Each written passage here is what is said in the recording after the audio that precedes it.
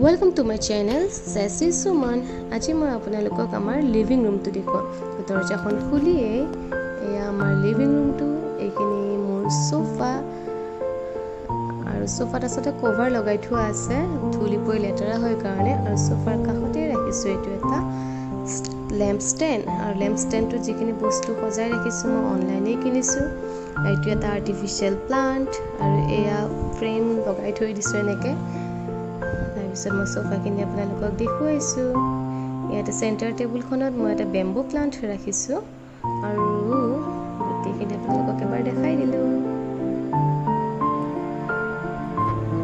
সোফাখন 7 সিটাৰ হয় মানে এল টাইপৰ আৰু ইয়াতে এইটো দেখিছো ন এইটো এটা ৰিয়েল প্লান্ট হয়। মই একচুয়ালি প্লান্টছবোৰ বহুত ভাল পাওঁ গতিকে ৰিয়েল প্লান্টটো ৰাখিছো আৰু ইয়াতে এইকেইখন মিৰৰ লগাই থোৱা আছে ডেকোৰেশ্যনৰ কাৰণে। এইটো হৈছে আমাৰ চিৰি।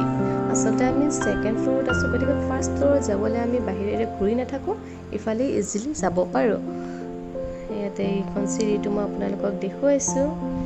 ইফালে আহিলে মোৰ ডাইনিংখন 6 সিটাৰ ডাইনিং আৰু ইয়াতে ডাইনিঙত ৰাখি থৈছো এটা ফ্লাৱাৰ পট। এতিয়া মই দেখুৱাম এয়া মোৰ শ্ব'কেছটো।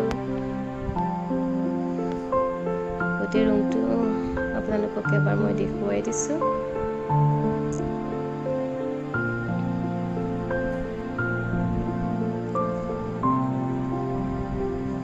ইফালে যে দৰজাখন দেখিছে ইফালে আছে আমাৰ গেষ্ট বাথৰুমটো।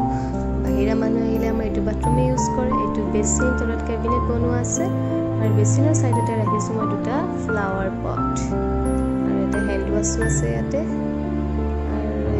দৰজা আমাৰ বাথৰুমৰ আৰু ইফালে যিখন দৰজা দেখিছে ইফালে আমাৰ বেডৰুম যে পিছত কেতিয়াবা দেখুৱাম। গোটেই লিভিং ৰুমটো এবাৰ আকৌ দেখুৱাই দিছো। আপোনাক কেনে পালে জনাবলৈ নাপাহৰিব। যদি ৰুমটো মোৰ পছন্দ হৈছে